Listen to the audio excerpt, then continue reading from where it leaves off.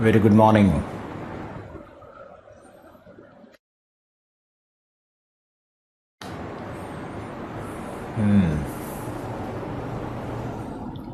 शिखा, शफीक, काजल, मोनिका, दीपक, प्रतिभा, शिवा, अवधेश, आसिफ, कुसुम, कुशाण, अमन, संजय, विरासत, दीक्षा, राजमहल, पता नहीं क्या नाम है, छोटे, जितेंद्र। तो इतनी तेजी से भाग रहा है कि हम पढ़ ही नहीं पाएंगे।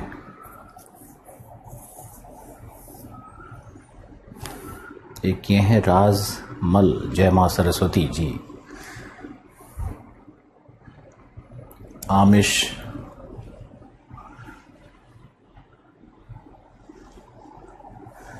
सर जी आप अपनी शरण में ले लो। अपनी शरण में क्या ले लो? आप मेरे शरण में तो हो ही, और क्या शरण में लेना है?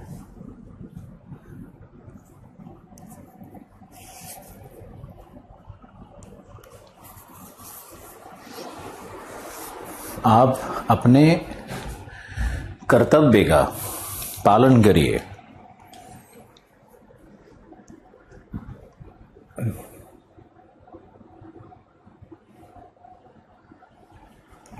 और कर्तव्य का पालन करेंगे तो अपने आप ही आपको सब कुछ मिलेगा लाइफ में। टेस्ट सीरीज लाएंगे, लेकिन टेस्ट सीरीज का अलग कॉस्ट होता है ना। और जो भी टेस्ट यहाँ पे कंडक्ट करवा रहे हैं उसी को करो।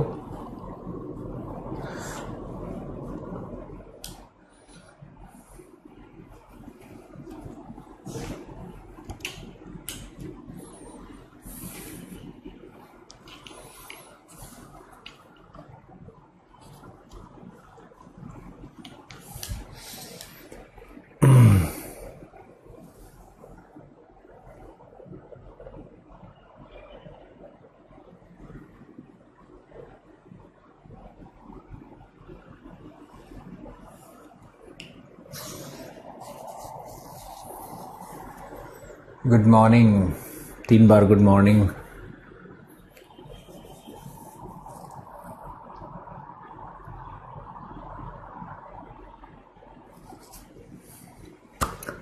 सर मैं आपकी वीडियो लाइव नहीं देखती। Today I want to say that you are an amazing teacher in my whole life. Mind blowing sir. Oh thank you.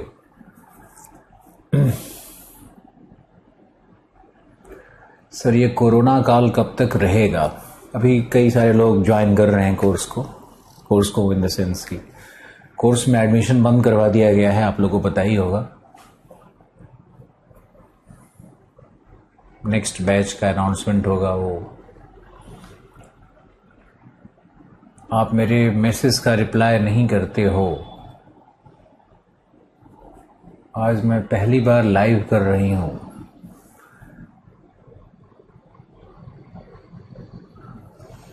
Delhi में स्थिति नॉर्मल हो गई क्या? दिल्ली में स्थिति नॉर्मल हो गई है, लेकिन नॉर्मल क्या बोला जाए? कब फिर से एबनॉर्मल हो जाए उसका कुछ गारंटी तो है नहीं। जब तक वैक्सीनेशन नहीं होगा लोगों का ना। आपको ये पता है कि हम लोग गाली तो देते हैं गवर्नमेंट को, सरकार को, लेकिन सच क्या है कि भारत ने एक गरीब राष्ट्र होते हुए भी, इतनी भीषण जनसंख्या होते हुए भी, अमेरिका से ज्यादा वैक्सीनेशन भारत में हो चुका है। जबकि यहाँ वैक्सीनेशन के खिलाफ बोलने वाले कितने सारे लोग थे। अच्छा है अभी थोड़ा एक दुख का काल आया। अभी कई घटनाएं और घटेंगी। गांव में बहुत फैल रहा है, तो आप लोग गांव में जहां भी हो ना, वहां पे किसी को भी सिम्टम्स अगर देखते हो कि गांव में सर्दी खांसी कुछ भी सिम्टम आता है, सीने में दर्द, तो सिम्टम को क्या करना है कि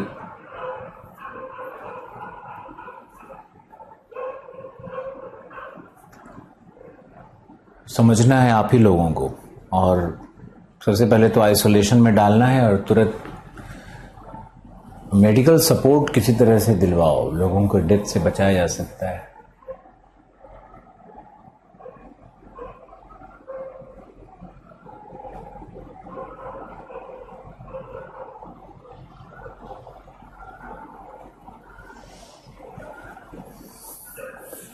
दिल्ली में अभी तो हम अपने मुखर्जी नगर स्टूडियो कम ऑफिस कम रेसिडेंस जो हमारा बना हुआ है उसी में रुके हुए हैं। स्टूडियो कम रेसिडेंस कम किचन सब कुछ है यहाँ पे।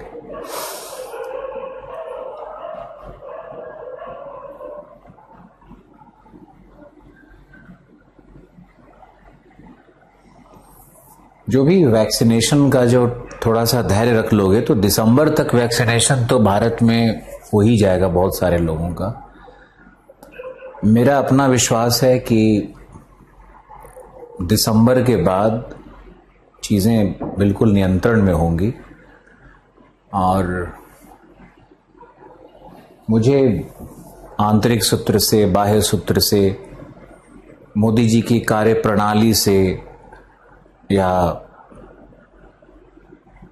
कम से कम वो व्यक्ति कोई मैसिव करप्शन या विदेश में पैसा भेजना या बड़ा स्कैम जैसे लाखों करोड़ों अरबों का होता था वो सब रुका हुआ है देश में। ट्रांजिशनल फेज है। हम लोग जब ट्रांजिशनल फेज में होते हैं ना, नया पार्लियामेंट बन रहा है, किसी न किसी को तो बनाना ही था ना।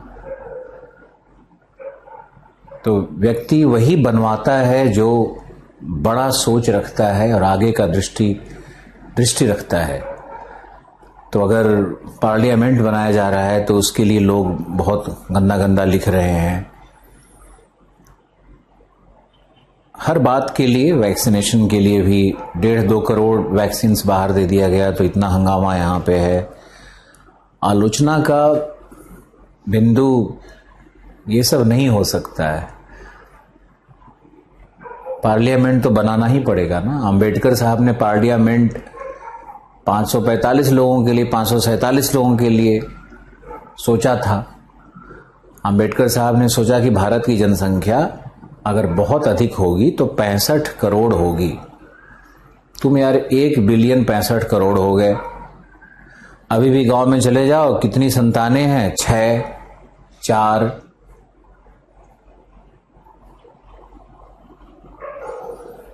समस्या तो पॉपुलेशन का है। संसाधन कहां से लाओगे?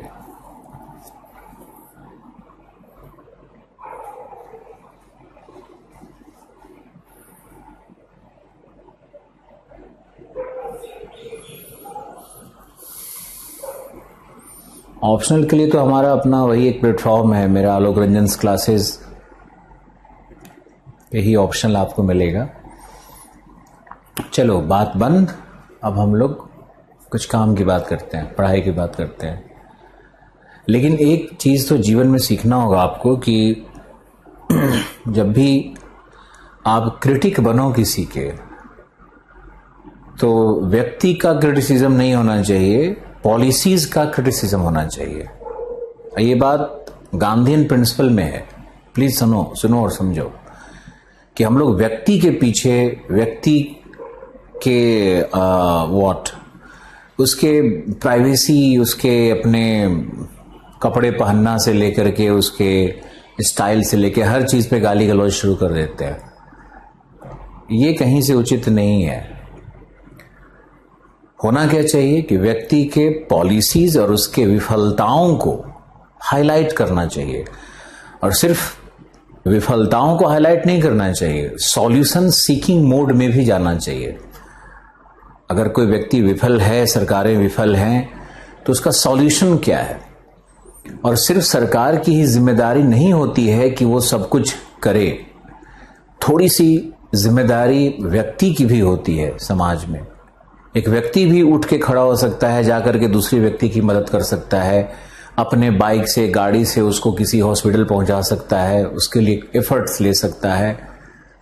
सिर्फ ये सोचना कि सरकार हमारे घर आएगी और सरकार हमको उठा करके हॉस्पिटल ले जाएगी और नहीं ले गई तो, हालांकि अगर कोई व्यक्ति किसी की हेल्प कर रहा है तो हमारे देश में अभाव है, इतना अभाव है कि सबको भाव मिल ही नहीं सकता है, संसाधनों का अभाव है।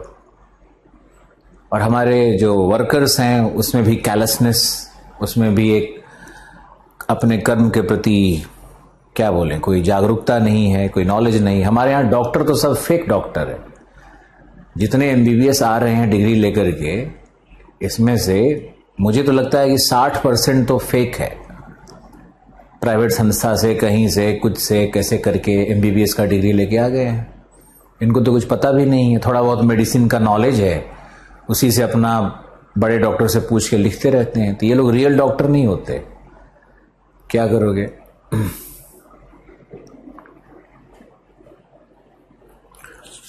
हम लोग भी अपनी रिस्पॉन्सिबिलिटीज को लें। समाज के छोटे छोटे काम का रिस्पॉन्सिबिलिटी अगर समाज का व्यक्ति लेता है तो वो भी बहुत जरूरी है। इतने बड़े देश में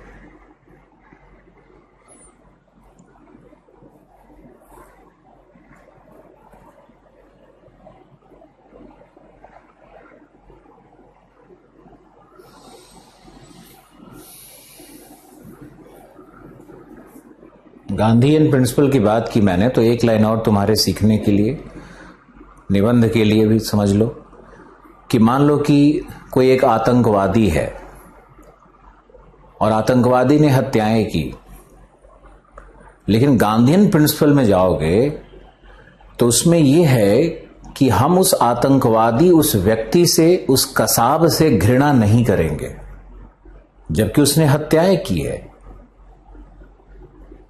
लेकिन कसाब से हम घृणा नहीं करेंगे। हम उस आदर्श से, उस सोच से, उस घृणित मानसिकता से, उस विचारधारा से घृणा करेंगे जो कसाब को पैदा करता है। कसाब को उसके कर्म की सजा मिली, लेकिन अगर कसाब को मारते रहोगे तो कसाब तो मरते चले जाएंगे, लेकिन वो विचारधारा जिंदा रह जाती है। और मारने से, हत्या करने से, फांसी लगाने से, अटैक करने से व्यक्ति सब मरता चला जाएगा, लेकिन वो विचारधारा चारों तरफ आग की तरफ फैलने लगती है। तो अगर कोई विचारधारा अंधवाद में फंसा हुआ है तो उसको विचारधारा से ही सुधारा जा सकता है, उसको हिंसा से सही नहीं किया सकता है, फांसी लगाने से सही नहीं किया सकता है।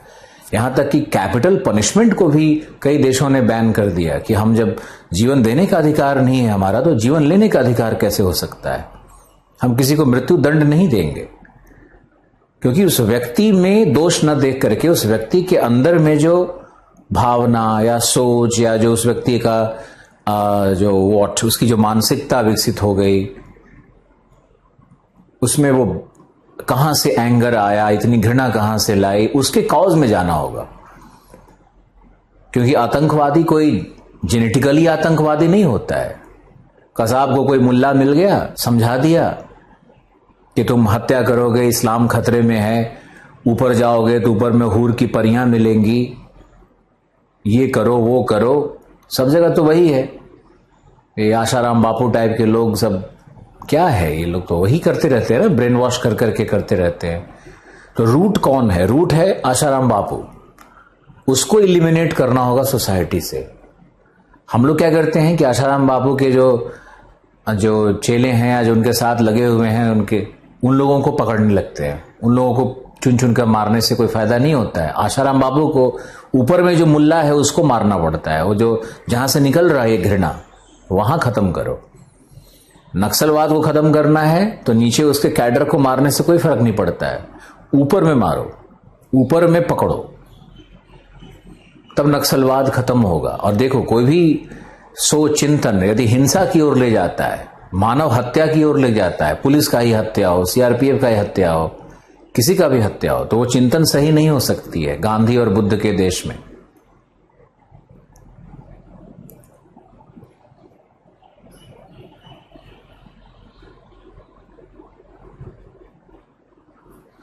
चलो ओके, अब आओ हमारे ज्योग्राफी पे। ये तो एक थॉट ऑफ द डे।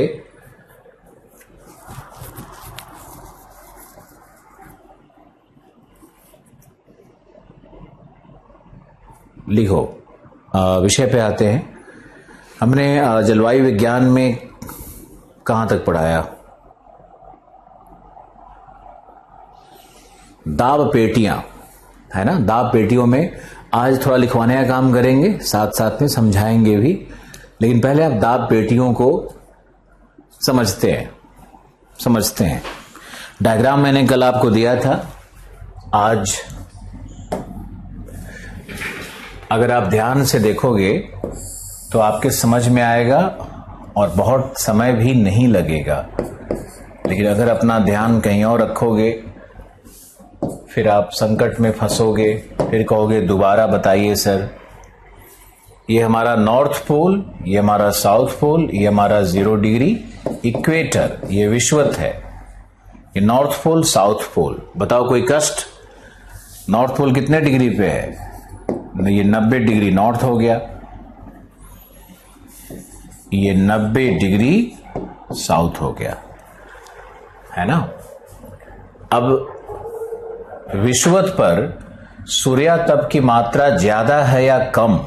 तुमसे जवाब चाहिए। विषुवत पर सूर्यातप की मात्रा ज्यादा है या कम? हम चाहते हैं कि तुम्हारे अंदर से ज्योग्राफी निकले और तुम्हारे कॉमन सेंस से ज्योग्राफी बने। साइंस तो हम ऐड कर ही देंगे। साइंस भी क्या है? कॉमन सेंस है। ज्यादा है, सबका जवाब आ गया। तो यहां पे ज्यादा है, यहां पर हमारा इंसोलेशन है, यहां पे इंसोलेशन होगा 100% इंसोलेशन है। लेकिन नॉर्थ पोल पे 40% इंसोलेशन है। तो इक्वेटर पर हीटिंग ज्यादा होने के कारण यहां पर संवहन एवं वायु धाराएं होंगी। तो इक्वेटर पर क्या बनेगा? लो प्रेशर बनेगा ना, निम्न दाब बनेगा। क्योंकि वायु का जब उत्थान होगा तो निम्न दाब, वायु का जहां अवतलन होगा वहां उच्च दाब। अब यहां देखिए, यहां पर वायु का अवतलन हो रहा है, वायु का अवतलन हो रहा है यहां पर। यहां भी वायु का अवतलन हो रहा है। क्यों? क्योंकि यहां पर वायु क्या है? ठंडी, कोल्ड एयर है। कोल्ड एयर क्या होता है? डेंस है, घनत्व ज्यादा है, भारी है, नीचे की ओर अवतलित होगा। ये क्या है? गर्म एयर है, गर्म होकर ऊपर उठ रही है। अब आगे देखो, ये जब वायु गर्म होकर ऊपर की ओर उठेगी तो ये फिर क्या करेगी? ये दोनों तरफ फैलेगी। यहां पर है हमारा क्षोभ सीमा। क्षोभ सीमा किस तरह से है बताओ? क्षोभ सीमा है लगभग 18 किलोमीटर विषुवत के ऊपर और 8 किलोमीटर ध्रुवों के ऊपर। ये याद है या नहीं? पिछले क्लास में मैंने करवाया था। क्षोभ सीमा की ऊंचाई विषुवत पर ज्यादा है, ध्रुवों पर कम है। इसका हमने डिस्कशन कर लिया है, बार बार एक ही फैक्ट को दोहराया नहीं जाएगा। तो ये जो वायु ऊपर की ओर उठ रही है, ये ऊपर उठने के बाद क्या हो जाएगी? अब तो ये ठंडी हो जाएगी। क्षोभ सीमा पर कितना तापमान मैंने बताया था? -85 था ना। अब अगर याद है ही नहीं तो इसका उपाय क्या है? तो ये वायु जब गर्म वायु पर उठती है तो उठने के बाद बादल बनाएगी, लंबवत बादल। यहां पर देखो, इस तरह से लंबवत बादल बन जाएगा, है ना। और विषुवतीय क्षेत्र में वर्षा होती है, इस पूरे क्षेत्र में वर्षा होगी। और इस क्षेत्र में क्या होता है? लो प्रेशर बनता है। इक्वेटोरियल लो प्रेशर है जो कि वर्षा का क्षेत्र है। कोई भी स्टूडेंट जो बिल्कुल जीरो बैकग्राउंड का है वह भी कॉमन सेंस से समझ सकता है। हमने इसमें कहीं नहीं यूज किया कि एडियाबैटिक कूलिंग होगा, इनवर्स लैप्स रेट काम करता है। मैंने कोई साइंस लैंग्वेज का प्रयोग नहीं किया है। जो हम ऑप्शनल में करते हैं वैसा एक भी शब्द नहीं बोला है। अब ये वायु ऊपर उठने के बाद कोल्ड है, -85 है, तो ठंडी होकर के ये वायु तो गिर जाएगी ना, फिर इसको भी तो नीचे ही गिरना है। ये जहां पर गिरती है ये लगभग 30 डिग्री का ये अक्षांश होगा। हालांकि यहां पर वायु का जो पतन है इसका कारण कोरियोलिस भी होता है, लेकिन वो आपको हम बाद में समझाएंगे, अभी नहीं समझाएंगे। वायु का पतन देखो यहां पे, तो 30 डिग्री पर यही अश्व अक्षांश कहलाता है, यानी यही है सब ट्रॉपिकल हाई प्रेशर। ये बन गया आपका सब ट्रॉपिकल हाई प्रेशर। यहां हाई प्रेशर हो गया। क्यों हाई प्रेशर है भाई? तो वायु का अवतलन है। अब यहां देखो ध्यान से, यहीं पे देखने की चीज होती है कि वायु का अवतलन यहां पर हुआ तो ये वायु तो फिर इधर और इधर दो भाग में फैलेगी ना, या धरती में प्रवेश कर जाएगी। सतह पर गिरने के बाद ध्रुवों की ओर और विषुवत की ओर यह वायु चलने लगती है। तो जो वायु विषुवत की ओर चलने लगती है यही वायु कहलाती है व्यापारिक पवन, और जो विषुवत की ओर चलने ध्रुवों की ओर चलने लगती है यही कहलाती है पछुआ पवन। कितना आसान कर दिया। अब ये भी नहीं समझ में आएगा तो फिर तो बहुत मुश्किल है। पछुआ पवन, व्यापारिक पवन, दोनों 30 डिग्री 30 से 35 डिग्री के बीच से निकल रही है। 30 से 35 पर हाई प्रेशर है। पवन कैसे चलता है? हाई से लो। यहां देखो पवन कैसे चलेगा। यहां पर मान लो हाई प्रेशर है, यहां पर लो प्रेशर है, तो पवन कैसे चलता है? हाई से लो। ये पवन चलेगी इधर, हाई से लो की तरफ पवन चलती है, क्योंकि लो में वायु ऊपर उठ रही है, हाई में वायु नीचे आ रही है। तो नीचे आने के बाद इधर, और ऊपर से फिर ये सर्कुलेशन ऐसे बन जाता है। तो हाई टू लो पवन चलती है। तो यहां हाई से लो की तरफ, हाई से लो की तरफ दो पवन चल रही है। जो पवन विषुवत की ओर जा रही है वह व्यापारिक पवन है। यहां भी देखो, यहां से भी इधर आएगी पवन, यह भी व्यापारिक पवन है, यह भी व्यापारिक पवन है। और जो इधर से इधर जाएगी पवन यह पछुआ कहलाएगी। अब पछुआ क्यों कहते हैं, व्यापारिक क्यों कहते हैं, ये सब तो पवन के पढ़ने के क्रम में समझाया जाएगा, है ना। विषय से विषयांतर नहीं होना है, दाब पेटी पढ़ना है, मॉडल को समझना है। तो यह है व्यापारिक पवन, यह है पछुआ पवन। अब यहां ये ध्रुवों पर यहां भी वायु का अवतलन था, तो यहां से भी ठंडी वायु इधर आ रही है ना। यहां भी देखो, यहां भी तो हाई प्रेशर है, ये भी पोलर हाई प्रेशर है, तो पोलर हाई प्रेशर से इधर भी वायु का संचरण ऐसे हो रहा है। अब इस अवस्थिति को देखो, ये लगभग 60 से 65 डिग्री का अक्षांश होता है जहां पर पछुआ, और ये जो चल रही है पवन यही कहलाती है ध्रुवीय पूर्वा। अब ये दोनों पवन टकरा गई, तो ध्रुवीय पूर्वा क्या है? कोल्ड सी, पछुआ क्या है? Warm W. तो जब कोल्ड और वार्म पवन यहां टकराएगी तो वार्म पवन ऊपर की ओर उठ जाएगी, है ना। और जब ये वार्म पवन धीरे धीरे, वार्म एयर जब ऊपर की ओर उठने लगती है तो ऊपर उठने के बाद इसका आधा इधर विस्थापन कर दो और आधा इधर विस्थापन कर दो। तो देखो ये पवन इधर भी आई और इधर भी आई। अब जो यहां पे इसका अवतलन हो रहा है तो सब ट्रॉपिकल हाई प्रेशर को अध्यारोपित करेगा, यानी सब ट्रॉपिकल हाई प्रेशर और स्ट्रांग हो जाएगा इसके कारण। और ये भी ध्रुवीय हाई प्रेशर बेल्ट भी इसके कारण स्ट्रांग हो रहा है, यानी पछुआ का जो गर्म वायु है ऊपर उठ करके दो भाग में बट रहा है।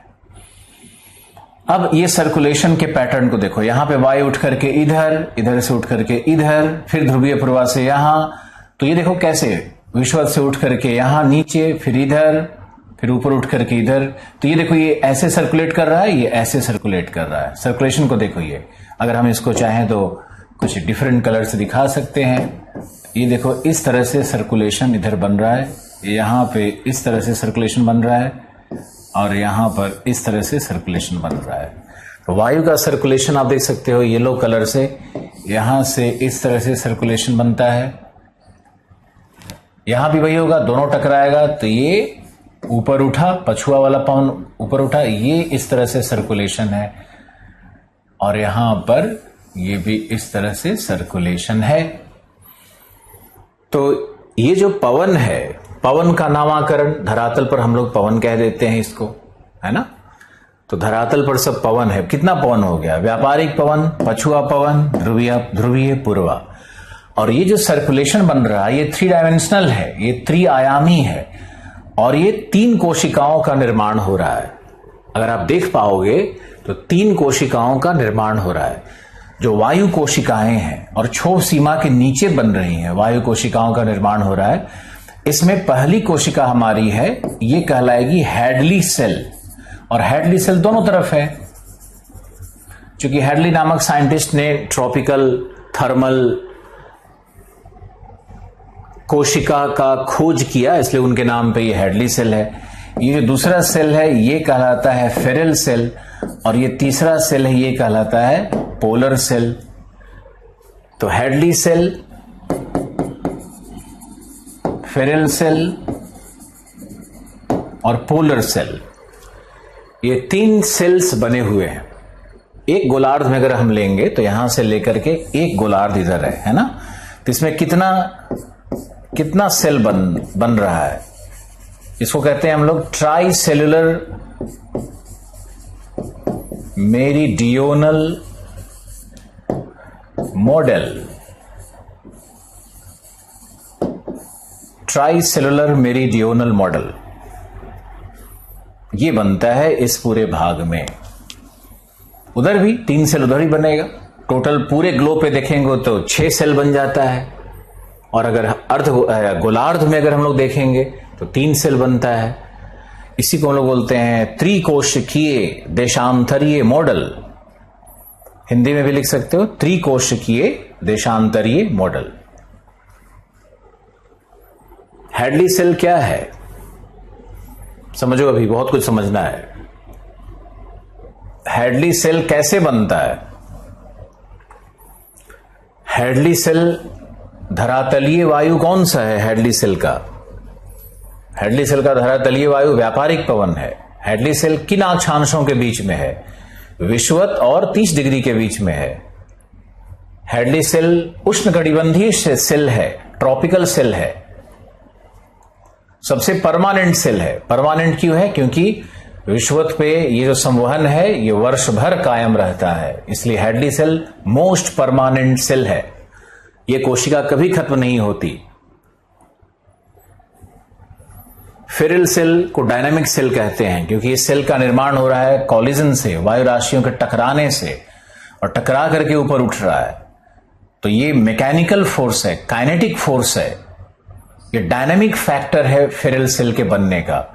अगर यहां पे दोनों वायु टकराएगा नहीं तो यहां पे जो अपलिफ्टमेंट है ये थर्मल फैक्टर से नहीं है, तापीय कारण से नहीं है, ये गतिकीय कारण से है। तो जब गतिकीय कारण से ऊपर है, या थर्मोडायनामिक कारण कह सकते हो, थर्मोडायनामिक कारण से उठ रहा है, तो ये जो बीच में फेरल सेल बनता है ये डायनामिक सेल है।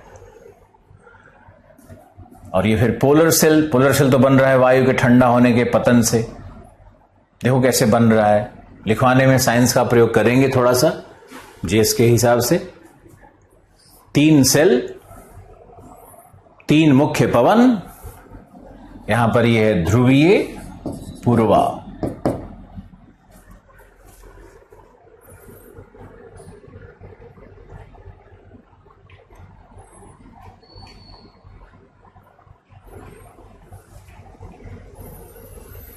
कितने लोगों ने इसको एक बेसिक लेवल पे समझ लिया? ध्रुवीय हवा है वो कहां चला जाता है? ध्रुवीय हवा कहां चला जाएगा? वो ध्रुवीय हवा धीरे धीरे पछुआ के क्षेत्र में आकर के वो भी गर्म हो जाता है।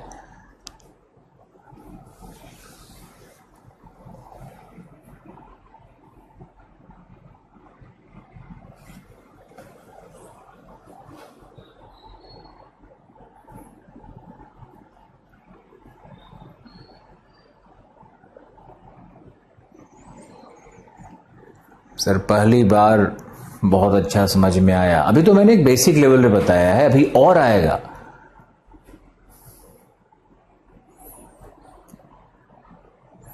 लेकिन आप ये समझो कि ज्योग्राफी में जो इतना हवा बनाया हुआ है लोग, साइंस है तो समझ नहीं पाओगे। अरे ज्योग्राफी एक ऐसा विषय है कि एक बार अगर समझ गए तो ये इतिहास और समाज शास्त्र और पवेट की तरह नहीं है कि परिभाषा रटते रहो और चिंतन पढ़ते रहो और नई नई घटनाएं घटती रही। ज्योग्राफी का यही तो मैजिक है कि एक बार आप मॉडल समझ गए तो समझ गए, हो गया बात खत्म। एक बार प्लेट टेक्टोनिक्स समझ लिए तो समझ लिए, हो गया। उसको बार बार थोड़ी पढ़ा जाता है। तो ज्योग्राफी एक ऐसा विषय है जिसको एक साल अगर बढ़िया से पढ़ लिया जाए तो इसका 80% भाग नॉन डायनेमिक है, उसमें कोई चेंज नहीं होता है और कोई भी बड़ा साइंस का प्रयोग नहीं होता। आपको तो हम ज्योग्राफी पढ़ा रहे हैं, कहां इतना बड़ा साइंस का प्रयोग हो गया भाई। कोरियोलिस फोर्स भी मैंने बताया है तो उदाहरण देकर के ही बताया है। वायु दाब को भी डब्बा गर्म कर दे रहे हैं।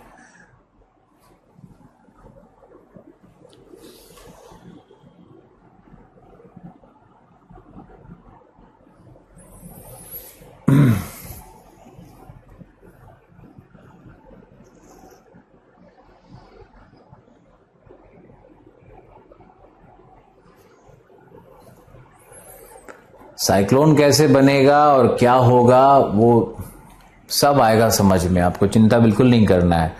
लेकिन उसके लिए पहले बेसिक चीजों को पकड़ना बहुत जरूरी है। चलो आपसे कुछ पूछ लेते हैं, आप बताओ।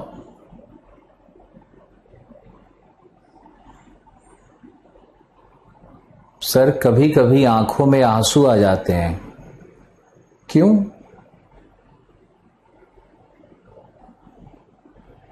ये मैं नहीं समझा कि आपकी आंखों में क्यों आंसू आ जाते हैं।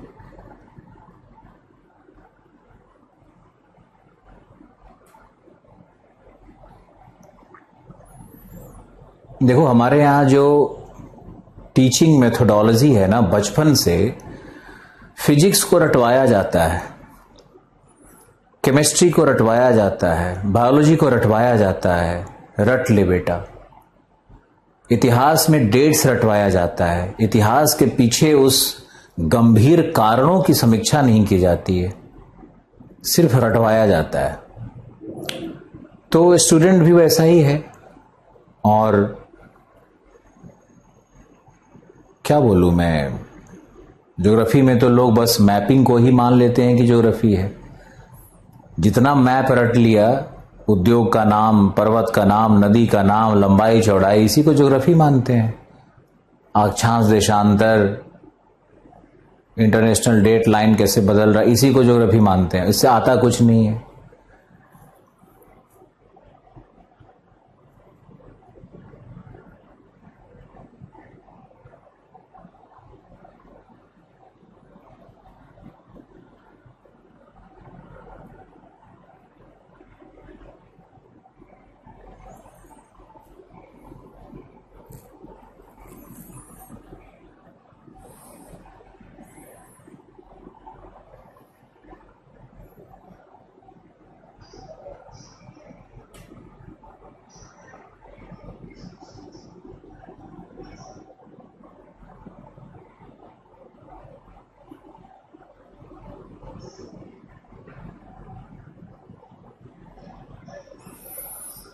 चलो ओके।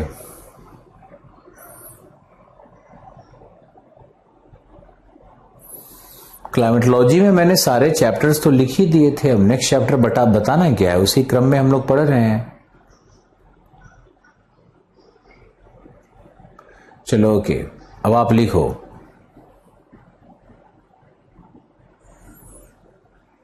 लिखना भी बहुत जरूरी होता है। लिखने से भाषा शैली आपकी बढ़ेगी, शब्द ज्ञान होगा, लिखने का प्रैक्टिस होगा।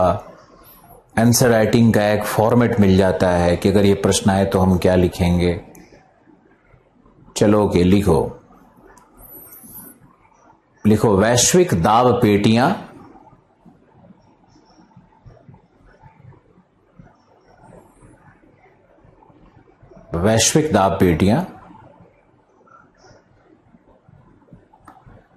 लिखो। इसमें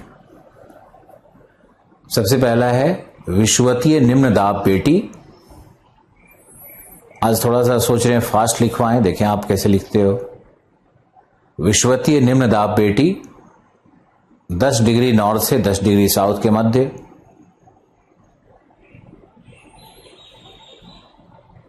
यहां सूर्यातप की मात्रा लगभग 100% प्राप्त होती है।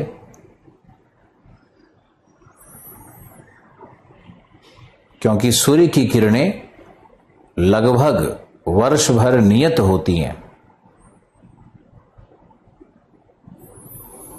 सूर्य की किरणें लगभग वर्ष भर नियत होती हैं।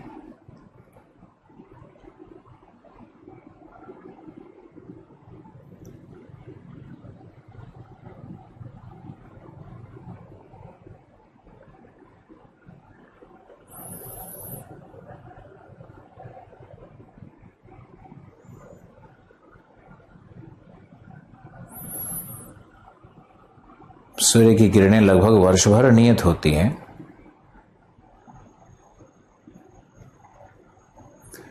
अतः संवहन एवं वायु धाराएं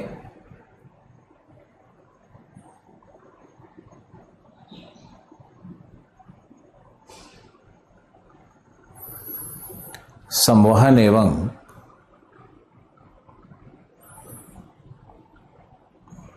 वायु धाराएं उत्पन्न होती हैं।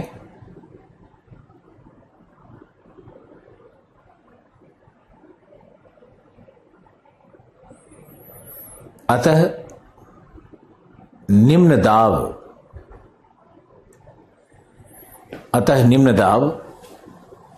का विकास होता है।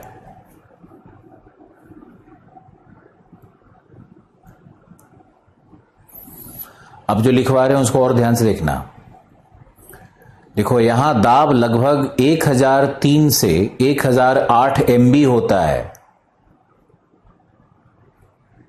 1003 से 1008 MB होता है मिली बार्स में। सामान्य 1013 है, यहां 1013 से कम आ रहा है। लिखो यह क्षेत्र डोल्ड्रम कहलाता है। डोल्ड्रम विषुवतीय निम्न दाब क्षेत्र डोल्ड्रम कहलाता है, जो ग्रीष्म काल में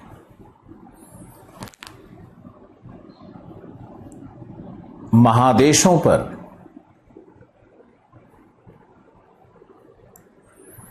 सर्वाधिक सशक्त होता है।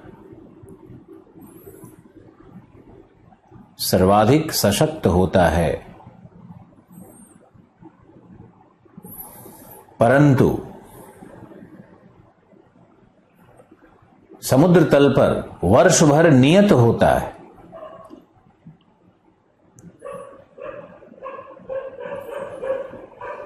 वर्ष भर नियत होता है। पीटी में कैसे भी पूछे गलत नहीं होगा, ध्यान से लिखोगे तो।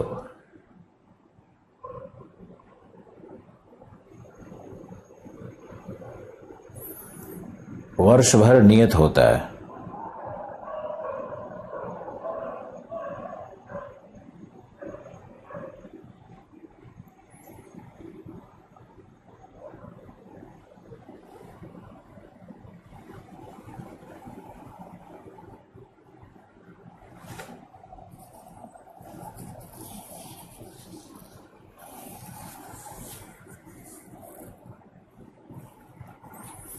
फिर लियो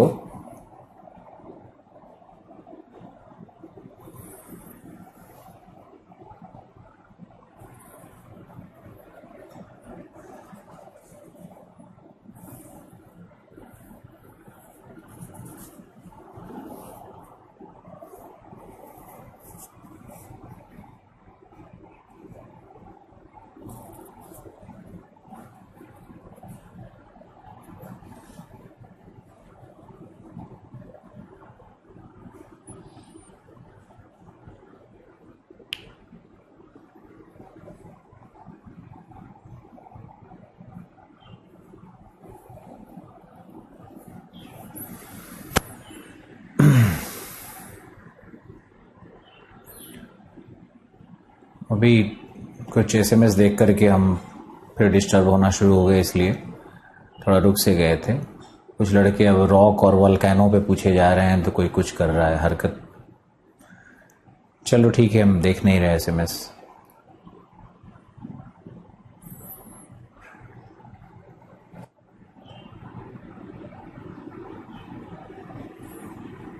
चलो ओके।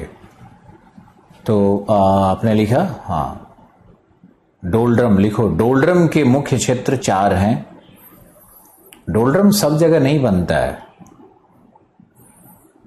डोलड्रम मुख्यतः 4 भाग में बनता है। लिखो, पहला है इंडोनेशिया के द्वीप समूह, दूसरा है अफ्रीका का गिनी तट, तीसरा है कैरेबियन द्वीप समूह, चौथा है पेरू का तट, पेरू का तटीय भाग। डोलड्रम्स के ये 4 परमानेंट पॉकेट्स हैं। आगे लिखो, डोलड्रम एक शांत क्षेत्र होता है जहां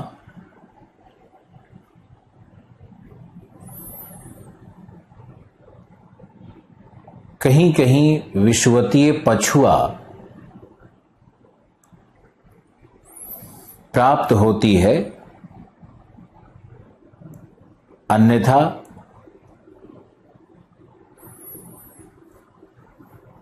पवन तंत्र का अभाव होता है।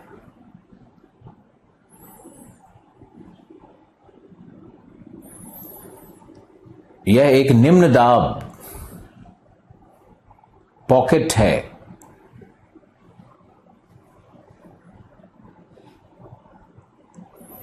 निम्न दाब पॉकेट है, प्रदेश है, जहां 2 to 4 PM दोपहर की वर्षा, संवहनीय वर्षा एवं वायुमंडलीय अस्थिरता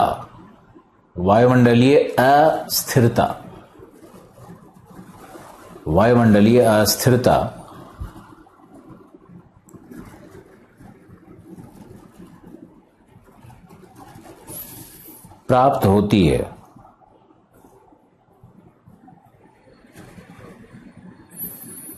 वायुमंडलीय अस्थिरता प्राप्त होती है, पुनः स्टेबिलिटी कायम हो जाता है, पुनः स्थिरता कायम हो जाती है। मध्यकाल में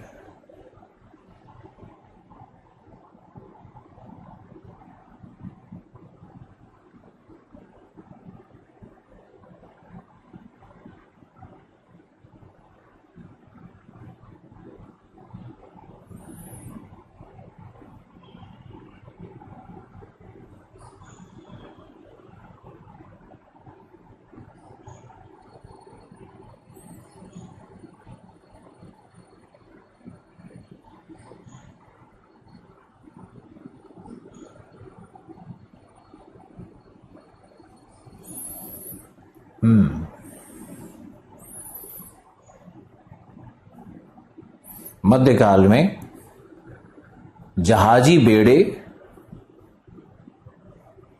जो व्यापारिक जहाज होते थे,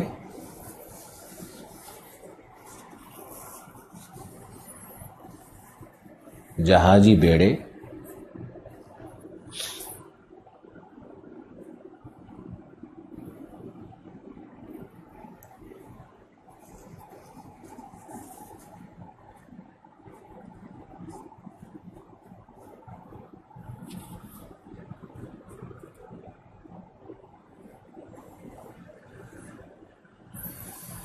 मध्यकाल में जहाजी बेड़े डोलड्रम में फंसकर दिशाविहीन हो जाते थे, क्योंकि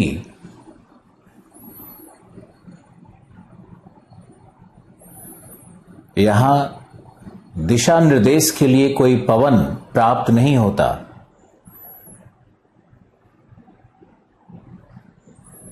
ऐसे चक्कर काटने लगता था जहाज डोलड्रम में फंस के। आज भी देखो इस शब्द का प्रयोग लोग करते हैं, गांव में भी कर देते हैं। अरे भैया, हमारी जिंदगी तो डोलड्रम में फंस गई है। इसका मतलब क्या हुआ कि किधर जाएं, क्या करें, कुछ पता ही नहीं चल रहा है, डोलड्रम में फंसे हैं। तो डोलड्रम का मतलब ही होता है जहां पे दिशा विहीनता हो।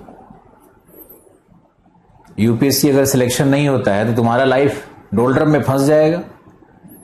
अब किधर जाएं, क्या करें, इसीलिए हम बार बार कहते हैं कि प्लान बी तैयार होना चाहिए। प्लान बी पर भी साथ ही साथ काम करो। यूपीएससी में रैंक 1 लाएंगे ऐसा सोच करके 15 लाख लोग पढ़ रहा है, जिसमें 6 लाख लोग कॉन्टेस्टेंट है, और 6 लाख में से कम 15,000 स्टूडेंट लगभग बराबर का है, बराबर का प्रतिभावान है, और 15,000 में कम से कम 5,000 स्टूडेंट दिन रात पढ़ रहा है। 15,000 में 10,000 तो कोई कुछ चक्कर में, कोई कुछ चक्कर में जिंदगी बर्बाद करता है, लेकिन फिर भी 5-10 हजार स्टूडेंट बिल्कुल सीरियस रहता है। तो सारा कंपटीशन जाकर के 5-10 हजार में फंस जाता है, और उस 5,000 में फिर समझो एक प्रकार से लॉटरी का खेल या समय का खेल, भाग्य का खेल, चांस का खेल, मूड का खेल, उस दिन के घटनाक्रम का खेल, बहुत सारे छोटे छोटे वेरिएबल्स उसके भाग्य को निर्धारित करने लगते हैं। तो बहुत मुश्किल है ये कहना कि पहले तो उस टॉप 5,000 में आना पड़ता है, वहां से फिर बहुत सारा खेल शुरू हो जाता है। इसीलिए हम कहते हैं हैंडराइटिंग पे भी काम करो, शब्दकोश पर भी काम करो, लिखने की गति पर भी काम करो, अपने द्वारा पढ़े गए चीजों को कितना मेमोराइज करके रखे हो उस पे भी काम करो। जब लिखने बैठते हो तो कितना लिख पा रहे हो इस पे भी काम करो। डायग्राम कैसा बनता है, छोटी छोटी चीजें आगे जाकर के मैटर करती है। शुरू में तो तुम खुश रहोगे कि अरे चलो हमने डोलड्रम समझ लिया, शुरू में खुश रहोगे कि हमने चलो हिस्ट्री पढ़ लिया, ये सर वो सर बहुत अच्छा पढ़ाए। ये तो वो है जो पढ़ पढ़ करके तुम आ जाओगे 20,000 के बीच में, लेकिन 20,000 से फिर 5,000 तुम्हारा एफर्ट ले जाएगा, वहां हम लोग कुछ नहीं कर पाएंगे। हम लोग तुमको उठा करके 20,000 के लॉट में डाल सकते हैं, लेकिन 20,000 से आगे तुम ले जाओगे अपने आप को। हमारे ही नोट्स पे वर्कआउट करना होगा, हमारे ही बातों को समझना होगा, लेकिन करना तो तुम ही को है ना। स्प्रिंट तो तुम भाग रहे हो।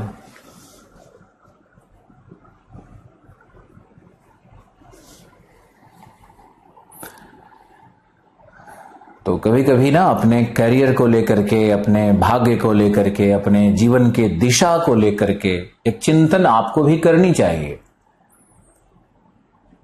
जैसे हम लोग सब कुछ के लिए सरकार को ब्लेम नहीं कर सकते, इसीलिए सब कुछ के लिए हम लोग अपने टीचर्स को, समाज को, माँ बाप में कमियों को, उसको ब्लेम नहीं कर सकते।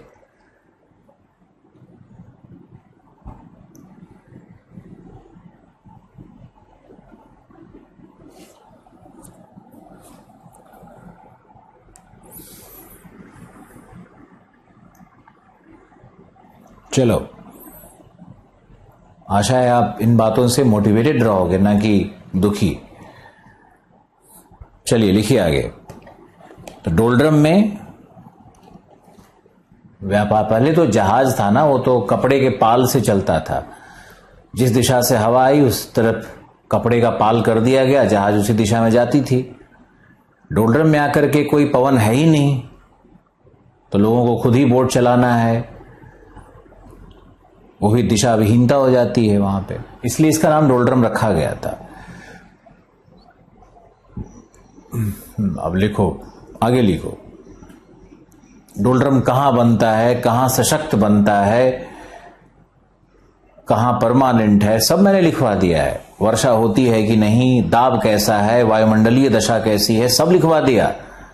समझदार स्टूडेंट वही होगा जो इस हमारे एक एक शब्द को रुक रुक करके पढ़ के समझेगा और याद करेगा।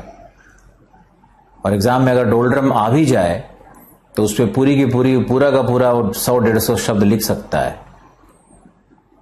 क्योंकि देखो कैसे लिख सकता है, आंसर राइटिंग पे बात कर लेते हैं। मान लो हमने लिखवाया संवहनीय वर्षा होगी। अब हमने संवहनीय वर्षा 2 दिन पहले पढ़ाया था आपको विश्वतीय क्षेत्र की, और विश्वतीय क्षेत्र की संवहनीय वर्षा में हमने क्यूमुलोनिम्बस क्लाउड बनाया था, कपासी वर्षक मेघ बनाया था, फिर कपासी वर्षक मेघ का प्रॉपर्टी भी बताया था। अब देखो, अब मान लो कि डोलड्रम या डोलड्रम की वर्षा या मौसमी दशा पर कोई प्रश्न आता है, अवस्थिति मौसमी दशा इस पर अगर कोई प्रश्न आता है तो आप ये सब लिख सकते हो। और स्टूडेंट तो मेरा वही है जो सब लिख रहा है, वो नहीं है जो यहां से 4 लाइन उठा करके लिख दे, उसके बाद सोचे कि भैया हम पता नहीं क्या लिखना है, सर तो पूरा लिखवाए नहीं, तो टीचर पे ब्लेम शिफ्ट करता है। ऐसा देखा है मैंने, ऑप्शनल में बहुत देखा है। पेपर 2 में, पेपर 1 में ही थियोरेटिकली हम सारा पेपर 2 का ह्यूमन इकोनॉमिक ज्योग्राफी पढ़ा देते हैं, लेकिन पेपर 2 में उसको रिपीट नहीं करते हैं। वहां पे सोचते हैं कि ये पेपर 1 वाला यूज कर लेगा, लेकिन वो यूज नहीं करता है। वो सोचता है कि पेपर 2 में बहुत नहीं लिखवाए। हमके धन्य है, भाग्य आपके।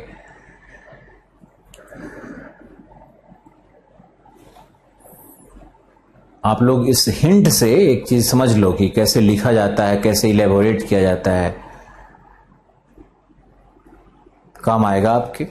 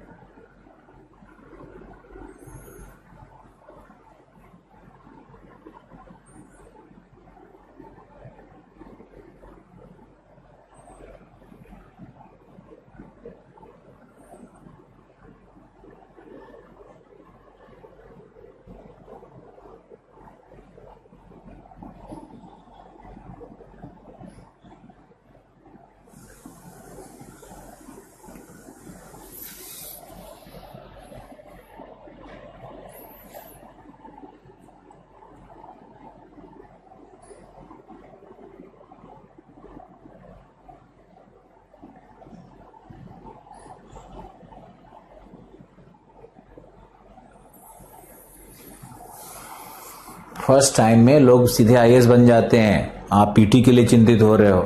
सब डिपेंड करता है कि आप पढ़े कितना हो, कैसे पढ़े हो, कितना पढ़े हो। अब जो स्टूडेंट करंट अफेयर में अभिरुचि ही नहीं ले रहा है, करंट अफेयर का उसको मतलब ही समझ में नहीं आ रहा है। करंट अफेयर में 3 चीजें बहुत इंपॉर्टेंट होती है: इकोनॉमी, साइंस टेक, ज्योग्राफी। यही geography and environment, science tech और ज्योग्राफी एंड एनवायरमेंट, ये 3 सेक्टर है ना, इसी में करंट फंसा होता है। लेकिन करंट में तुम लोग क्या करोगे, खाली पॉलिटिकल न्यूज पढ़ते हो, और पॉलिटिकल न्यूज कुछ करंट होता नहीं है। तो तुम अपनी समस्या को देखो ना कि करंट से कहां से प्रश्न पूछता है। तुम राजनीतिक पार्टियों पे ज्यादा पढ़ते हो, अखबार में नेताओं पे पढ़ते हो, साम्यवादी विचार वाले आर्टिकल्स पढ़ते रहते हो, सोशल इश्यूज पे आर्टिकल पढ़ते रहते हो। रोज आ रहा है विमेन पे, रोज पढ़े जा रहे हो। रोज आ रहा है चाइल्ड लेबर पे, रोज पढ़े जा रहे हो। तो तुम पागल नहीं है क्या? और तुम लोगों को खुद ये बुद्धि होनी चाहिए। हम तो समझाते रहते हैं, नाराज भी इसीलिए होते हैं कि आप लोग हमारी बुद्धिमत्ता को तो बिल्कुल नहीं छूते हो। आप लोगों के लिए करंट मतलब क्या है भाई? तो नारी फेमिनिज्म पे आ गया तो पढ़ रहे हैं, पंचायती राज पे रोज आर्टिकल लाए तो रोज तुम्हारे लिए करंट है, हमारे लिए तो कुछ नहीं है। करंट का मतलब ही होता है कि Indian economy, world economy. Current का मतलब होता है science and technology, application part. Current का मतलब होता है ज्योग्राफी एंड एनवायरमेंट। ये 3 सेक्टर में करंट है, 80-90% यहीं पे करंट है। 5 क्वेश्चन 3-4 क्वेश्चन अगर पॉलिटी और ये सबसे करंट में आ भी गया तो कोई बात नहीं, वो तो ऐसे भी लोग पढ़ करके याद रहता है, लेकिन तुम्हारा 90% फोकस कहां रहता है? पॉलिटिकल न्यूज पे, उसी को करंट मानते हो, सामाजिक मुद्दों पे उसी को करंट मानते हो। और जो मैगजीन्स भी निकलती हैं, ये बड़े बड़े संस्थाओं का जो बोर्ड लग गया भारत में, क्या हिंदी माध्यम बेल्ट में, और हजारों लोग जाने भी लग गए लाखों रुपया दे करके। इन लोगों ने क्या किया? तुम्हारे नब्ज को समझा, तुम्हारे कमजोरी को समझा, तुम्हारे अनुसार उसने करंट का मैगजीन बना दिया, और उस पर रोज पढ़ते रहो। चाइल्ड लेबर, नारीवाद, वयस्क का समस्या, तो पर्यावरणीय अवनयन। अरे पर्यावरणीय अवनयन थोड़े ही, कितना करंट रहेगा ये? क्लाइमेट चेंज कितना करंट रहेगा? ये हो गया ये सब करंट। अब पूछता है genetic variations, species diversification, biodiversity में और अंदर जाकर के कोई नया स्पीसी मिला। पूछा ना प्रश्न कि केला का वैरायटी कहां मिलता है? केला का वैरायटी अंडमान वाला पूछा। आया था अंडमान में सुनामी, अंडमान से प्रश्न पूछा केला के ऊपर में, पढ़ते रहो सुनामी। तो करंट का जो ट्रू मीनिंग है वो पहले समझने की आवश्यकता है। हमारे पैनल में बहुत सारे टीचर हैं, बहुत सारे अपने विचार होते हैं सबके, सबको सुनिए, सबसे हंस की तरह दूध लीजिए, पानी छोड़ दीजिए, लेकिन हमारी बात को थोड़ा और ध्यान से सुना करिए। कड़वी होती हैं, कटु होती हैं,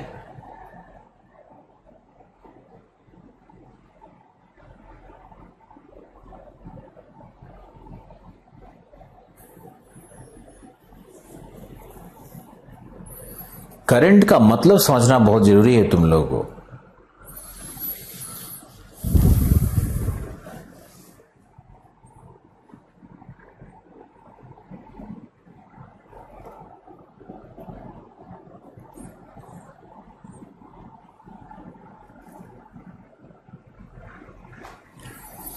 ओके,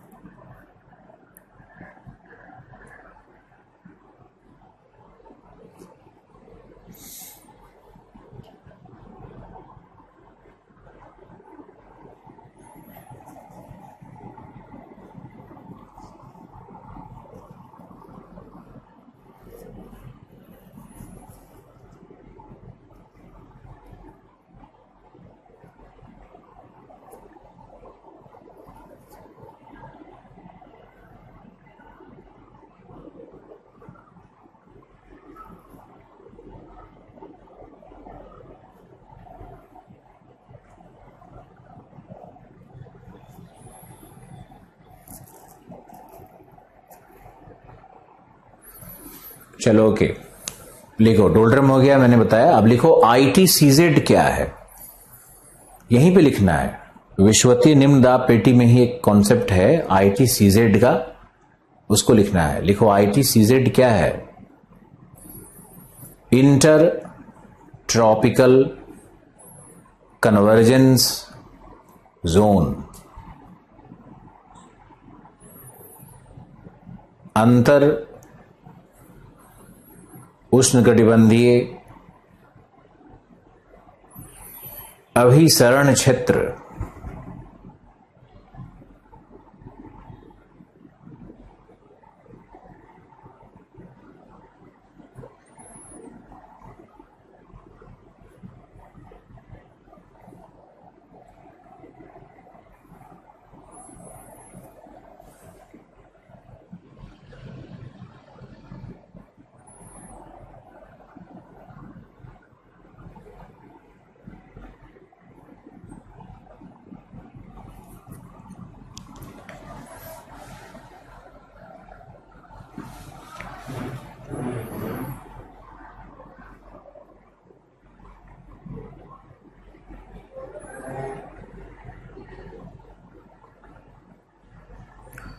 ओके, लिखो। लिखो व्यापारिक पवनें, व्यापारिक पवनें विश्वतीय क्षेत्र में अभिसरण करती हैं,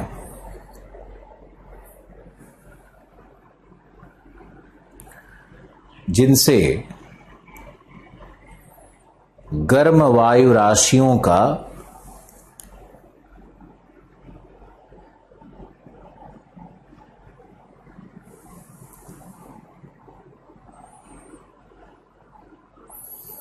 विश्वतीय निम्न दाब पेटी में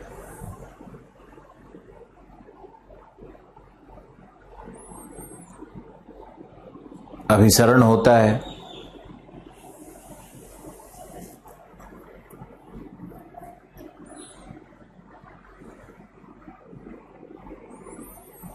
विश्वतीय निम्न दाब पेटी में अभिसरण होता है।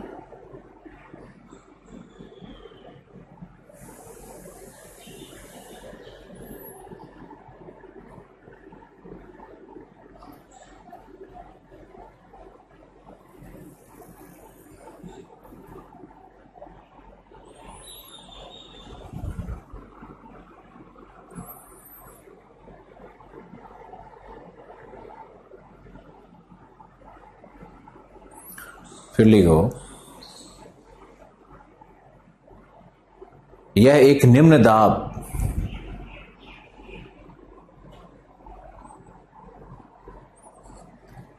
संवहन से युक्त वर्षायुक्त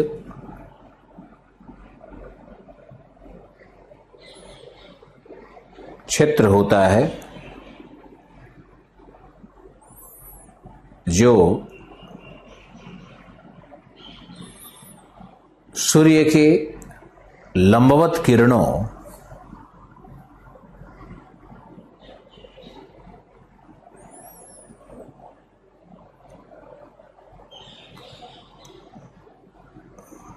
के प्रभाव से के प्रभाव क्षेत्र में विकसित होता है।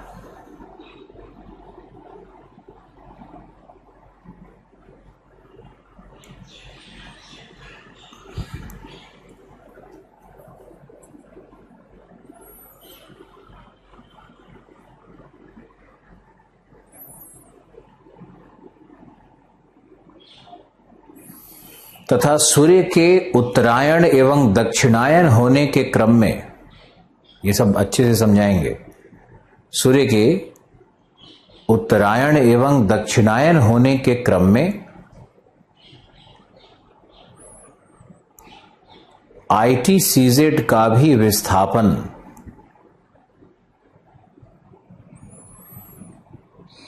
क्रमशः उत्तरी एवं दक्षिणी गोलार्ध में होता है। महाद्वीपों की अधिकता के कारण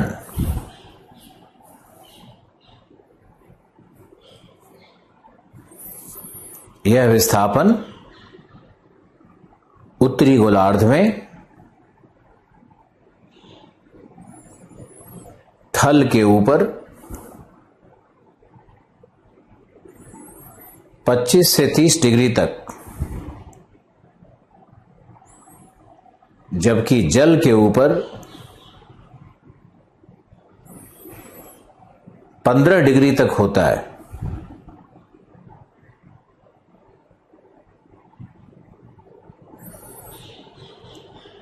पंद्रह डिग्री तक होता है, क्योंकि जल की तुलना में थल अधिक गर्म होता है।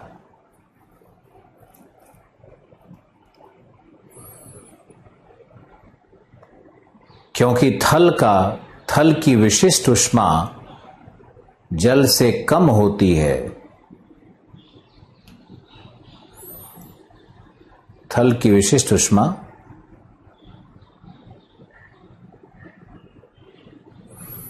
जल से कम होती है।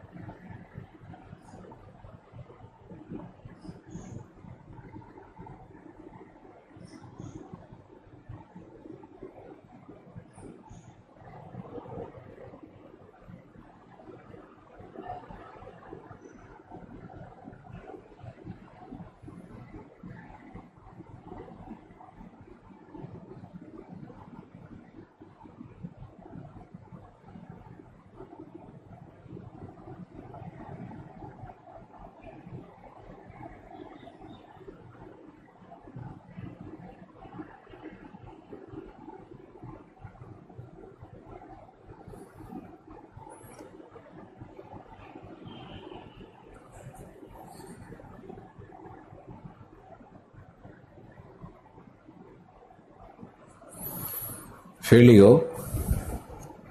IIT CZ को समझाना है बहुत अच्छे से।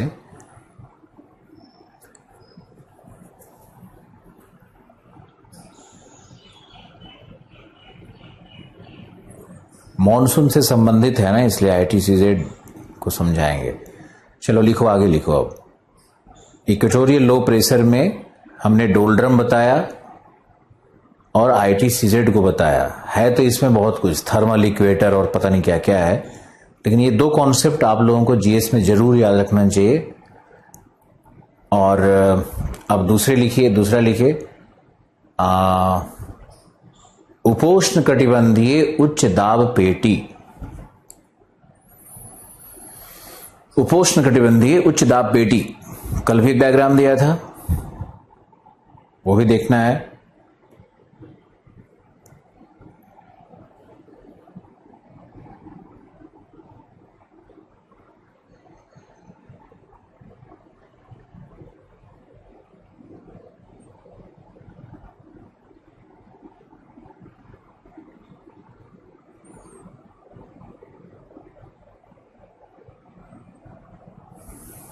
लिखो 25 से 35 डिग्री अक्षांशों के मध्य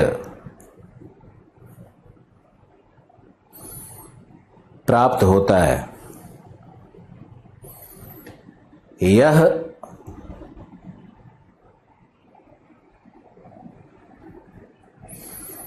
गतिकीय कारणों से उत्पन्न दाब पेटी है।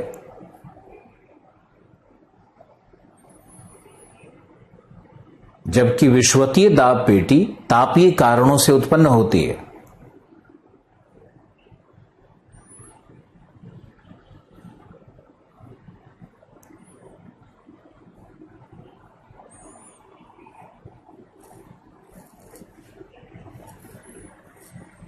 जबकि विषुवतीय दाब पेटी तापीय कारणों से उत्पन्न होती है।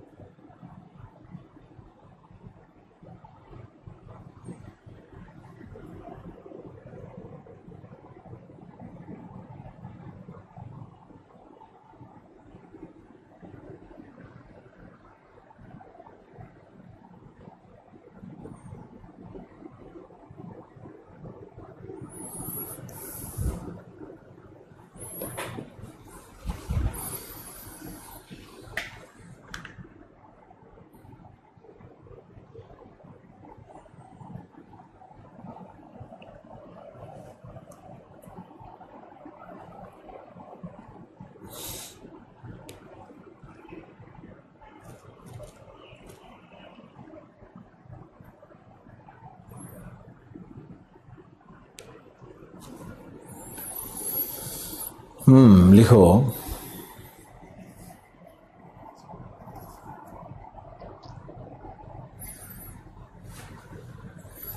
इस दाब पेटी का निर्माण हैडली कोशिका के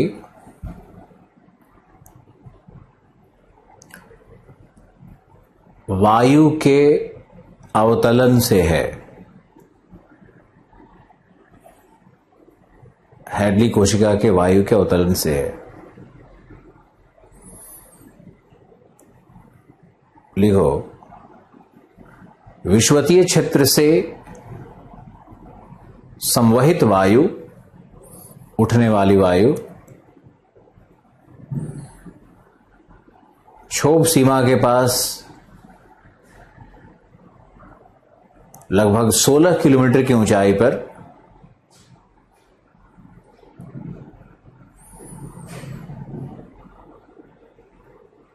ध्रुवों की ओर ठंडी एवं शुष्क होकर फैलने लगती है।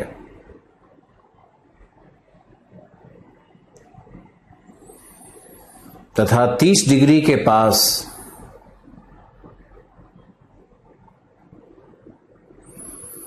इनका अवतलन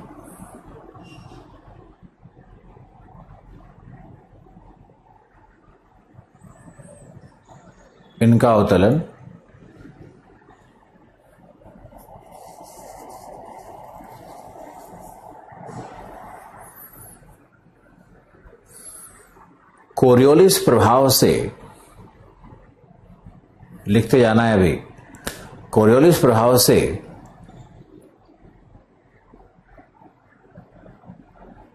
वायु के विस्थापन एवं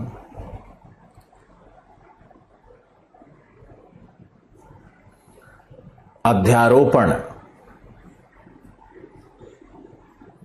तथा संचयन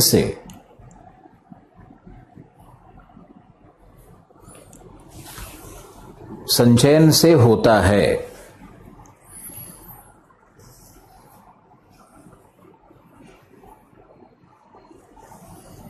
आगे लिखो, इस दाब पेटी को अश्व अक्षांश भी कहते हैं।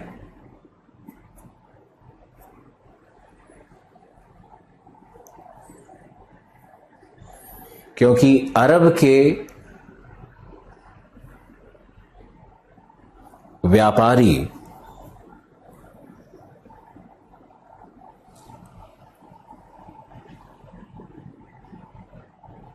इन अक्षांशों के पास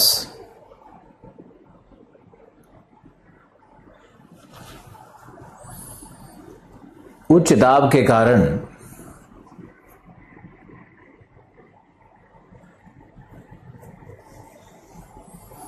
अपने या जहाज को डूबने से बचाने के लिए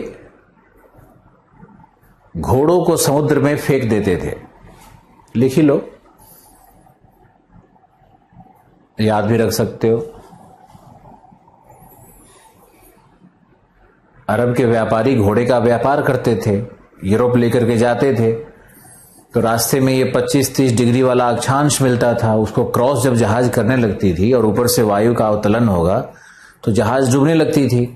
अब जहाज डूबने लगेगी, दो ऑप्शन है, ए घोड़े को फेंक दो, बी खुद पानी में कूद जाओ। तो ऑब्वियसली लोग घोड़े को फेंक देते थे अगर वैसा बहुत हाई प्रेशर बना, जहाज डूबने लगी तो, ताकि जहाज हल्का हो जाए।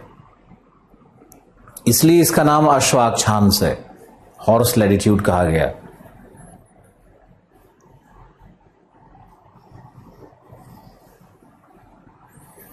मध्य युगीन काल में अरब के आक्रमणकारी ज्यादा पावरफुल क्यों नजर आने लगे थे? इसके पीछे भी ज्योग्राफी है।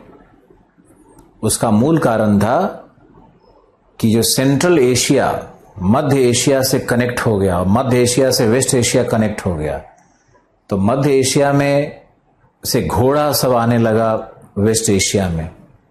ये घोड़ा होता था सब बहुत ऊंचा ऊंचा, 8-8 फीट का घोड़ा होता था, शक्तिशाली घोड़ा, भागने में 80 से 100 किलोमीटर पैदल तेज भागता था। जबकि भारत में लोग अभी हाथी से, इब्राहिम गारदी हाथी पे युद्ध कर रहा है, हेमू हाथी पे युद्ध कर रहा है। हाथी भाग नहीं पाता है। हाथी पे आप युद्ध करने गए हैं, इसका मतलब है कि आप या तो युद्ध जीतिए या हमारे जाइए।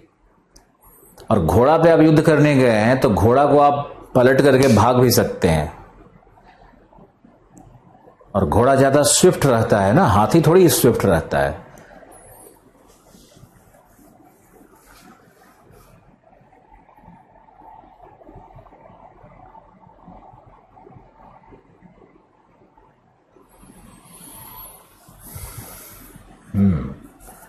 आगे लिखिए, लिखो, उत्तरी गोलार्ध में यह दाब पेटी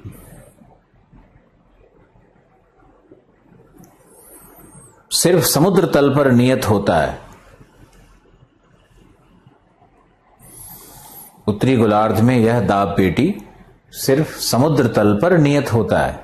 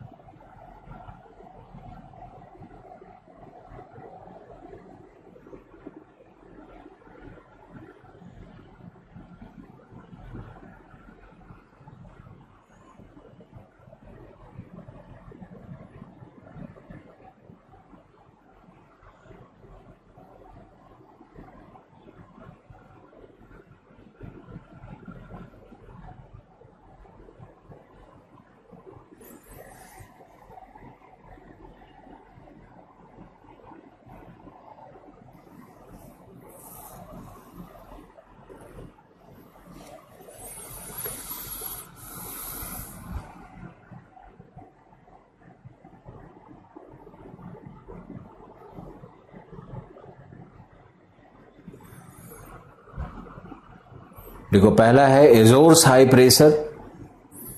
अटलांटिक में एजोर द्वीप है, वहां पर हाई प्रेशर मिलता है।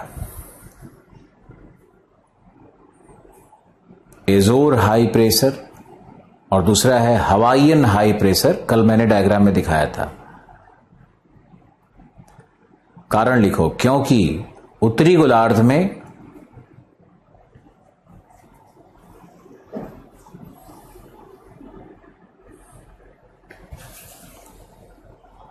महादेशों का वितरण अधिक है, थल का वितरण अधिक है।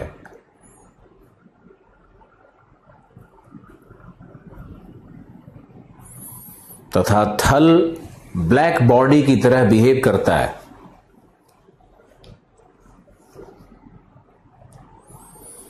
यानी ऊष्मा का अवशोषण भी तीव्र करेगा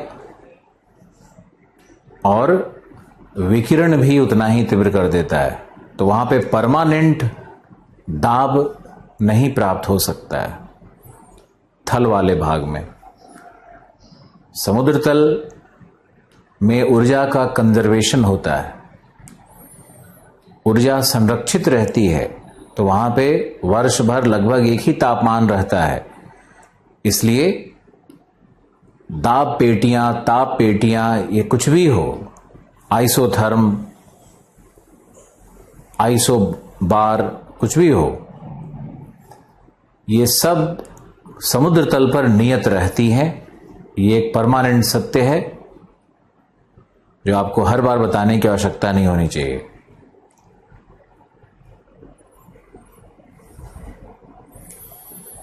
नेक्स्ट लिखो।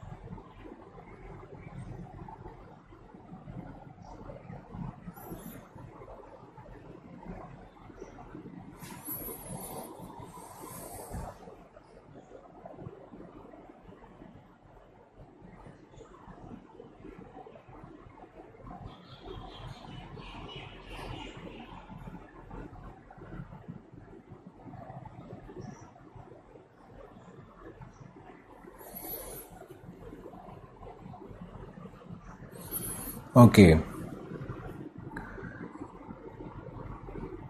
एक लाइन और लिख लो यहां पे कि ये प्रति चक्रवातों के क्षेत्र होते हैं। ये जो हमने एजोर्स हाई बताया, ये जो हमने हवाई हाई बताया, यहीं पर प्रति चक्रवात बनता है। और ये साइक्लोन डायनामिक एंटी साइक्लोन होते हैं। साइक्लोन थर्मल एंटी साइक्लोन भी होता है, डायनामिक एंटी साइक्लोन भी होता है। ये डायनामिक एंटी साइक्लोन का या गतिकीय प्रति चक्रवात का ये क्षेत्र होता है। यहां से हवा बाहर की ओर निकलती है। उच्च दाब है ना, बाहर की ओर, केंद्र में उच्च दाब है, बाहर की ओर हवा निकल रही है।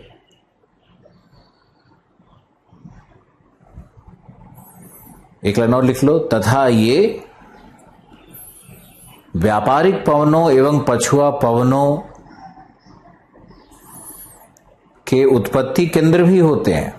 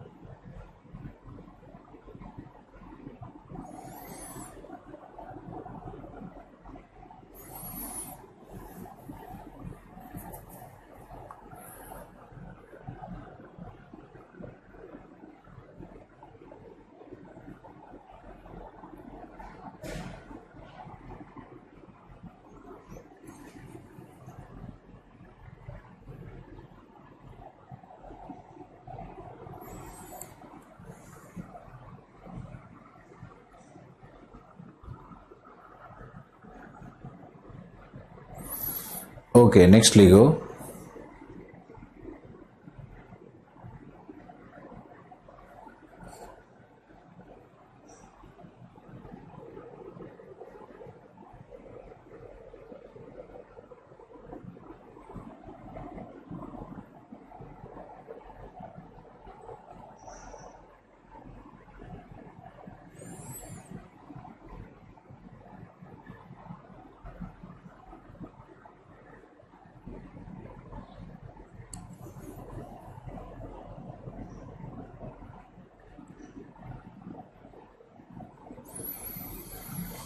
लिखो उपध्रुवीय निम्न दाब पेटी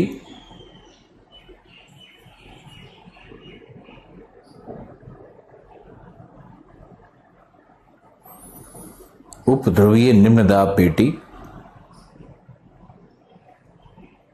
इसमें आप लिखिए उपध्रुवीय निम्न दाब पेटी।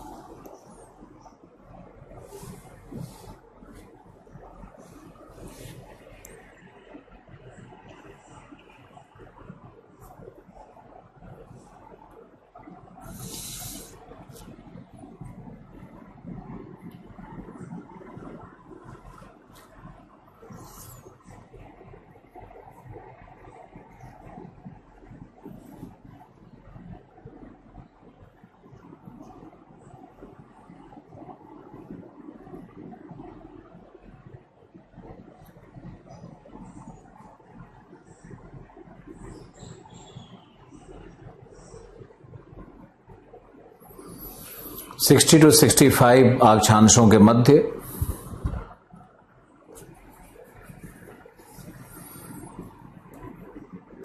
उत्तरी गोलार्ध में यह सिर्फ समुद्र तल पर नियत होता है। वही कारण रहेंगे, समुद्र तल पर नियत होता है।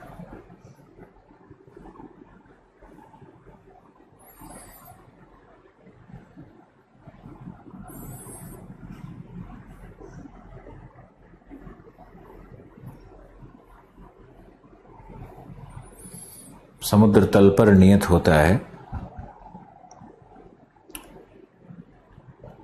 जिसे एलुशियन लो प्रेशर एवं आइसलैंडिक लो प्रेशर दोनों शब्द का लिखवाया हुआ है। Aleutian low pressure, Icelandic low pressure की संज्ञा दी जाती है।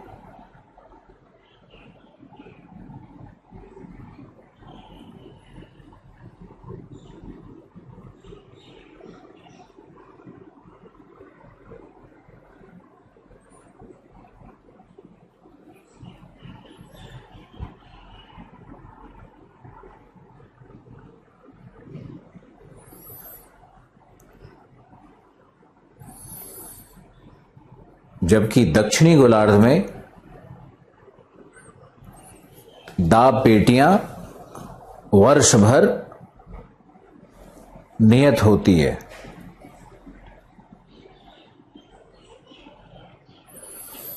अब लिखो, यह दाब पेटी भी गतिकीय कारणों से उत्पन्न है। यह दाब पेटी भी गतिकीय कारणों से उत्पन्न है, क्योंकि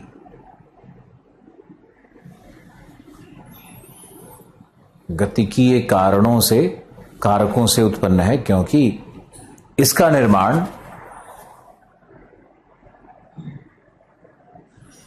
ध्रुवीय पूर्वा एवं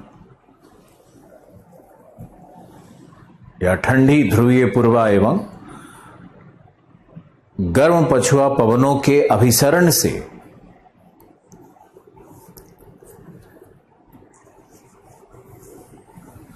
तथा गर्म वायु के उत्थान से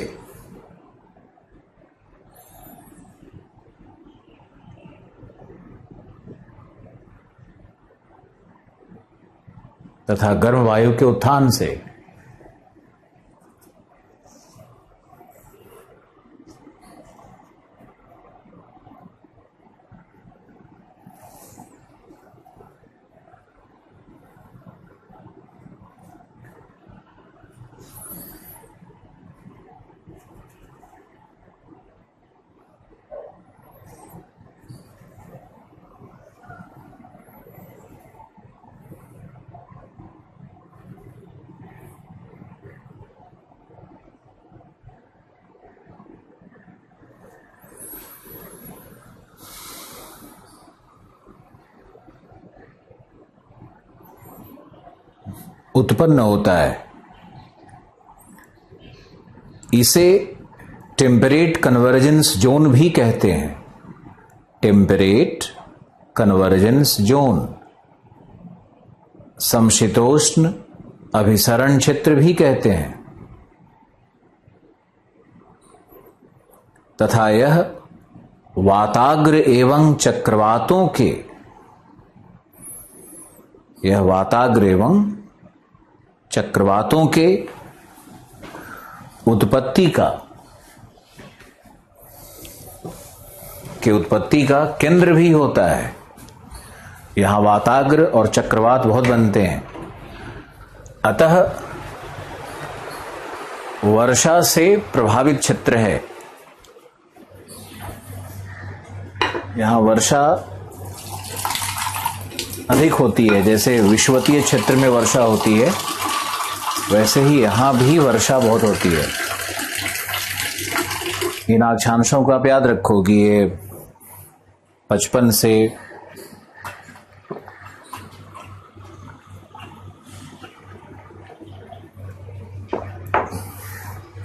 अभी दिल्ली में वर्षा शुरू भी हो गई है।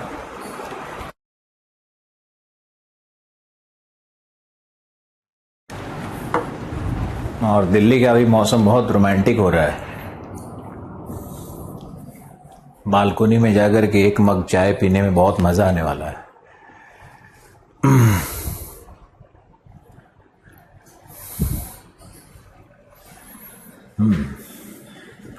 अब लिखो नंबर 4, यहां पे आओ।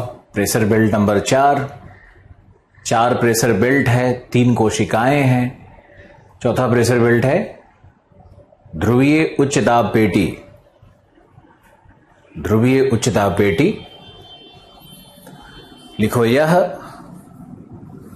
75 से 90 के मध्य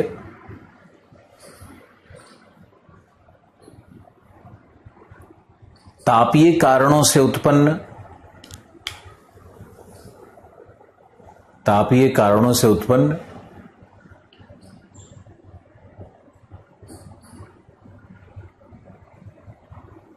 पछुआ विक्षोभ है। ये जो वर्षा हो रही है ना, पछुआ विक्षोभ है। पछुआ विक्षोभ अप्रैल मई तक आता है। पछुआ विक्षोभ ही है ये सब। अभी ऑप्शनल में ही पढ़ा रहा है।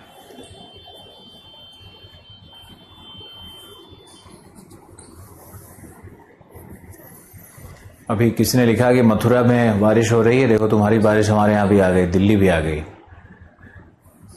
ठीक है, लिखो। तो यह तापीय कारणों से उत्पन्न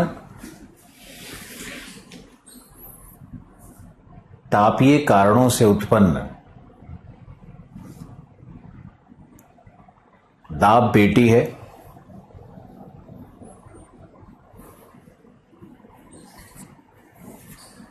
तापीय कारणों से उत्पन्न दाब पेटी है।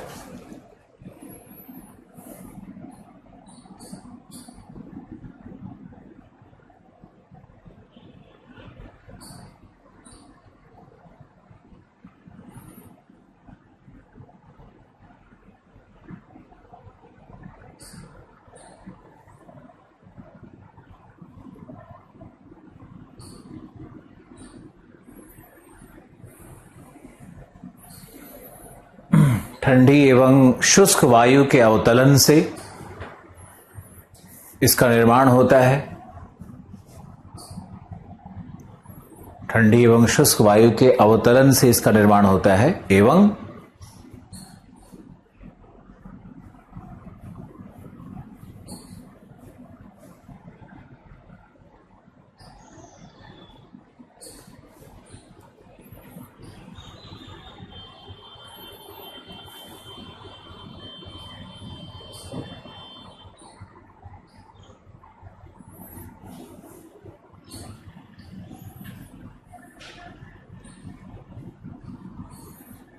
इसका निर्माण होता है तथा यह ध्रुवीय पूर्वा के उत्पत्ति का कारण है। ध्रुवीय पूर्वा के उत्पत्ति का कारण है। और लिख लो, यहां भी विशाल एंटी साइक्लोन, ये थर्मल एंटी साइक्लोन यहां बनेगा। तो लिख लो, तापीय प्रति चक्रवात बनते हैं। समझाएंगे तो सब क्लियर हो जाएगा। तापीय प्रति चक्रवात बनते हैं।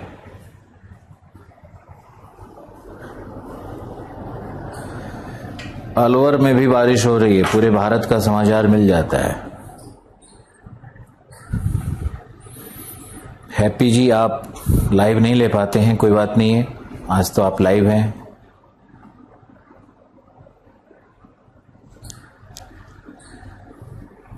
हमारे यहां भी माहौल बन रहा है।